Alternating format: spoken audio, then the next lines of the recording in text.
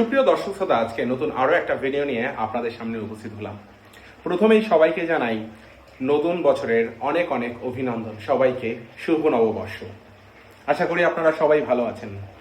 আমার প্রোফাইলে ম্যাক্সিমাম মানুষ বাঙালি, কিন্তু একটা বিষয় হচ্ছে কি, যে আমরা অনেকেই এই প্রথম একদিন মানে পহেলা বৈশাখটাকেই হয়তো মনে করি। কথাটা খারাপ লাগলেও এটা কিন্তু রিয়েলিটি। তবে যারা পঞ্জিকা বা ক্যালেন্ডার দেখেন, এখনো যদিও স্মার্টফোন চলে এসছে, সেহেতু অনেকটা ইজি হয়ে গেছে। মানে সবাই আর কি বুঝতে পারে যে কোন দিন কোন তারিখ, এইরকম আর কি। তো আমরা অনেকেই বাংলা তারিখ ভুলে যাই, কিন্তু পহেলা বৈশাখটা কিন্তু আমাদের একটা আবেগের জায়গা। চৈত্র সংক্রান্তির শেষটা পেরিয়ে যখন পরের দিন ভোরবেলা হয়, সেই দিনটা কিন্তু আমাদের কাছে অনেকটা বেশি কাছে। এবার আসছি বাঙালিদের সব থেকে প্রিয় জিনিস, সেটা হচ্ছে কি মাছ। বাঙালির মতো এত মাছ হয়তো অন্য কোনো জাতি বলতে অন্য ভাষাভাষীর কোনো জাতি খায় কিনা জানি না। তাই তো বলা হয় মাছে ভাতে বাঙালি। কিন্তু এই মাছে ভাতে বাঙালি শব্দটা ছোটবেলাতেই বেশি রকম মানে প্রচলিত ছিল। আমরা যখন ছোট ছিলাম তখন প্রচুর প্রচুর মাছ আনতো বাড়িতে, বাবা দাদু যারা প্রচুর প্রচুর মাছ আনতো।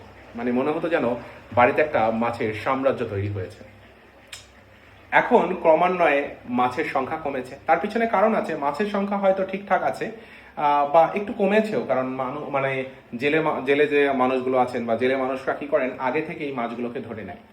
তো ধরে নেওয়ার ফলে সেই মাছগুলোকে কিন্তু আর মানে বাইরের ইয়েতে মানে বড় হতে পারে না, যার ফলশ্রুতিতে সংখ্যায় মানে সাইজে ছোট হলে সেই পরিমাণ তো দিতে পারবে না না।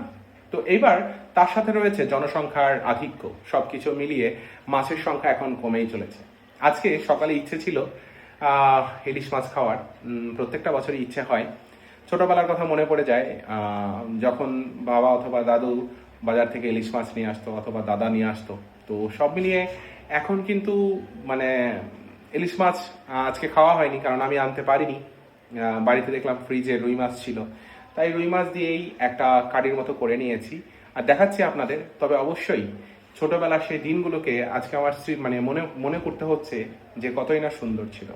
একটা গান আছে, আগে কত সুন্দর দিন কাটাইতাম আমরা।